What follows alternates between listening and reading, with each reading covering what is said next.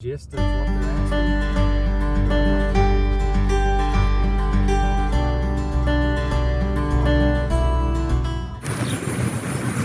asking. Good morning, I'm Liz Lottie. I'm the livestock agent in Cumberland County, and I'm here with Dwayne Stone, who is the owner and operator of Cedar Creek Fish Farm.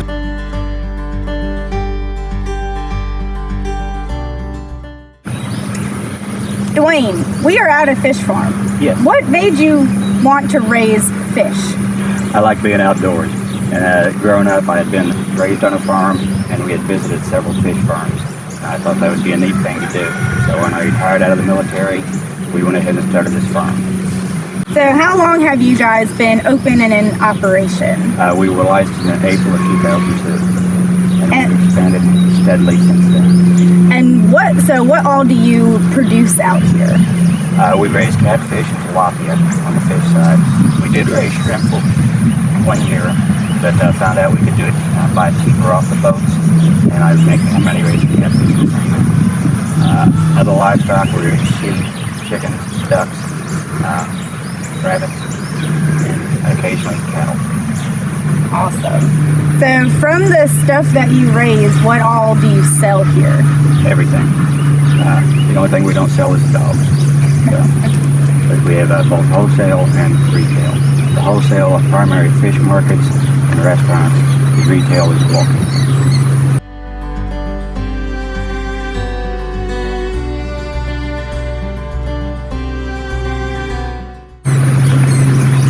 And so you just said this, but do you sell more directly to customers, or do you sell more on the wholesale side? We sell more on the retail side. When we first started, we were concentrating on the wholesale side. The profit margin is a lot better and a lot easier with the retail. What seasons do you primarily sell your products? We sell year-round. The fee fishing we do here is primarily the spring, fall, and the summer. Wintertime, the fish slow down as far as the movement and how fast they go. So for fee fishing, what does that mean for people who are not familiar with that? Okay, you do not need a fishing license. We do not charge any cover charge. You pay for what you catch. You come out, you go fishing. The average weight of the fish is 1.5 pounds. After you catch it, we can clean it for you. On Saturdays, we can cook it for you. And so if somebody was to come out here, what's available to them if they were to be out here? Right now, because we're recovering from the hurricane still, the only fish available in the ponds are channel catfish. You can come inside the fish house and pick fish live out of the live tanks, and that's tilapia and catfish. And before the summer's out, we'll have tilapia in the ponds also.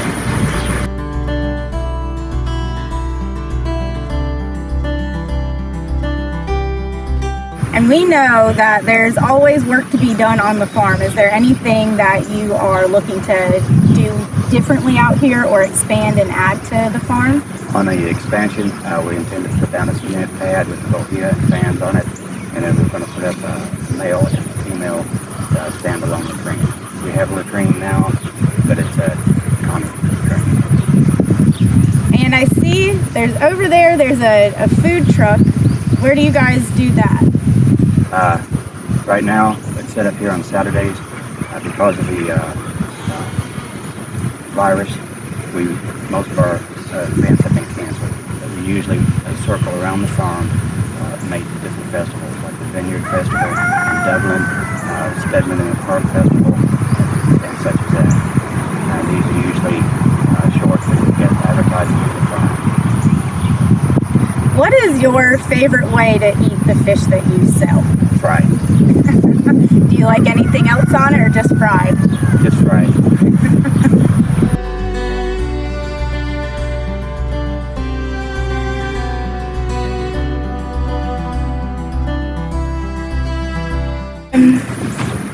So do you do everything here on the farm? Yes, basically what we do. Originally we did our own hatchery. Since Hurricane Florence, we're not doing any hatchery work. We're buying from the hatchery, and that's the fingerling. Basically, we put fingerlings into the grow out pond, and this is the size of the fingerlings we get. The grow out ponds are 10 acres, 5 acres. We just got repaired. A little bit later, we can go back and feed. And basically, we bring them to size, then we'll harvest them.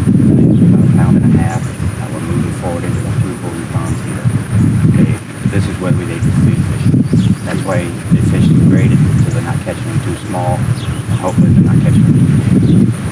After that, the fish will catch them off of the restaurants and fish markets, or take them inside the processing house, process them any way the customer wants them, whether it's fillets, whole fish, or we do a lot of foreign nationals, and they want it completely different from what Americans want it. They smoke all foreign nationals, smoke the head left on, and the Americans don't want the head. So, and then basically it goes on ice, and we deliver it to the restaurant at the fish market, or it goes up for sale on the retail walk-in. We also do the farmers market on Sunday, and we take basically our product there and sell it. And on Saturdays, you can also have it cooked in the food. And I also, you said that you grade the fish. How do you grade fish? Okay, there's several different ways. One of the main ways, especially on large production, is when you harvest the fish, you use a sock. The sock is attached to the wheel net, and it has different size webbing. It also has webbing on the bottom, it has double floats on top. You bring it in, and basically you just let it sit. The smaller fish are able to go through the webbing, the larger fish are not. We have 5 different size socks that we use. And then basically we go ahead and dip them out, put them into the haul tank, and move them forward. How long does it take from when they get put in the ponds, the grow out ponds back there, to when they're ready to get processed? If you follow a good feed schedule, especially with high quality, high protein feed, it will take approximately 9 months to a year. Wow, I would not expect it to take that long. The tilapia is faster. Tilapia is the fastest growing and the fastest reproducing fish. And they're also very user-friendly. So for the catfish, it can take up to a year. They get 9 months to a year depending on your feed rate. And how long for the tilapia? 6 months. And so to feed all of those fish, how much feed do you give them every day, and what does that feed look like? I would think that fish can just find their food in the pond. So what do you feed not them? the way we stock. Basically, and it depends. We use high protein floating fish feed, and basically we buy it by the ton. We also buy it by the pallet on bags. Basically, when they're fingerlings, you're not going to feed them much because they're smaller. As they get to size, then you will increase the amount of feed.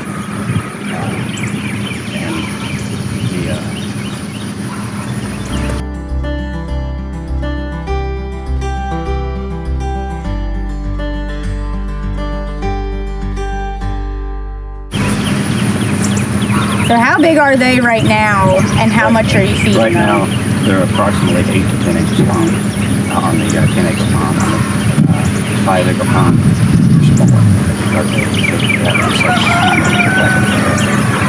The average is about 24 tons of feed. 24 tons of feed a year, wow. And so like raising other livestock, feed is a huge portion of the cost in raising that livestock. Is that the same for fish as well? Yes, it is. The cost of feed is your highest expense that you have.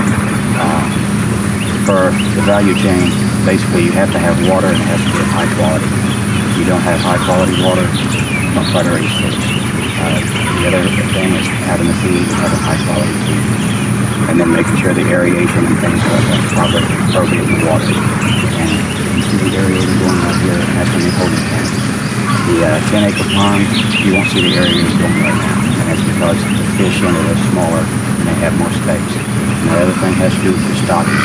The school book says you can be up to 10,000 pounds, 7,000 pounds of fish per acre. So a 10-acre pond would be 70,000 pounds. Okay, we're not running that. We're doing approximately 35,000 when they do full size. That makes it easier for keeping the oxygen content going in the water, makes it easier for us. So what does aeration do? What is it doing, and what does it do for the fish in the water? Basically, it makes sure they can breathe.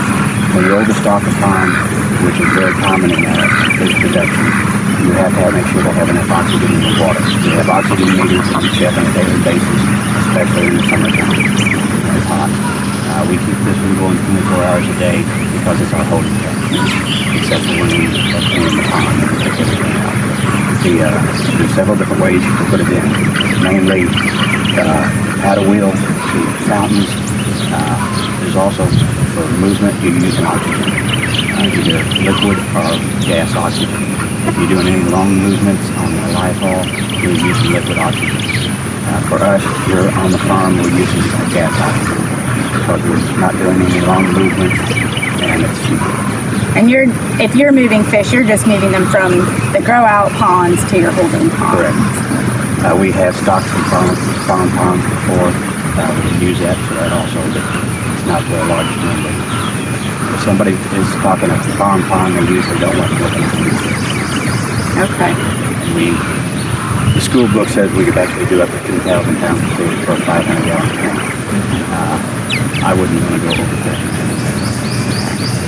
Have you ever raised fish in tanks versus in a in-ground pond? Here on the farm, no. Elsewhere, yes. What's the biggest difference raising them in a tank, which is how I think a lot of fish are raised that I can think of, versus Basically, raising them in a pond? Climate control. Whether it's basically to maintain the climate for year-round production. Right, because you said that the fish will slow down their growth rate once the water gets a little bit cooler and the weather gets cooler. Same thing when it gets hotter. When it gets too hot. It is very interesting because, that's how a lot of other livestock is. They kind of slow down in the winter. You got to feed them a lot more to keep them going, and they don't want to eat when it's hot out, so they stop growing as much. That's the biggest thing about the indoor doing anything. Are you able to regulate the water temperature in the grow out ponds or in these ponds at all, or is it just all the whatever the weather decides to do? Basically, it's what the weather decides to do, and that does cause some problems. Say a hailstorm comes through in July, you're subject to have a rollover.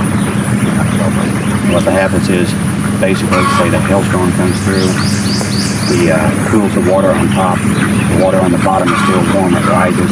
Called a turnover, and it sucks the oxygen out of the water, and it causes fish kill. What you do on that is some farms will have floating monitors in the ponds that will alert them if the oxygen level starts to drop. For our small operation, what we do is we keep a watch on the weather report. If it looks like it's going to have a problem, we'll start moving PTO aerators into the ponds and have things set up so we can run an extra aerator.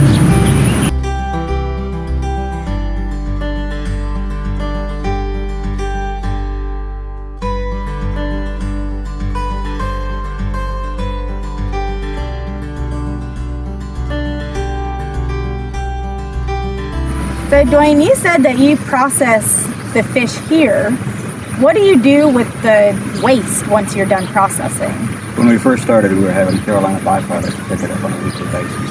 What we do now, we got with NC State, got diagrams from them how to construct a compost bin. It's well within the woods, and basically that's what we use now. And then what do you do with the compost? Are you able to apply that to your land, gardens? Are you allowed to sell it? We have never sold it. We do use it in our garden. I bet that makes really good tomatoes. It does. It makes it's very rich soil. Good. Well, Dwayne, I want to thank you so much for letting us be out here today with you. I know I learned a lot about fish, and I hope that you guys learned a lot about fish also in the process of raising fish. Again, my name is Liz Lottie. I'm the livestock agent for Cumberland County, and we are at Cedar Creek Fish Farm with Dwayne Stone. His information will be on the screen if you guys have any questions about coming out here and trying to catch some fish. And you can always contact me with Cumberland County if you have any questions about agriculture.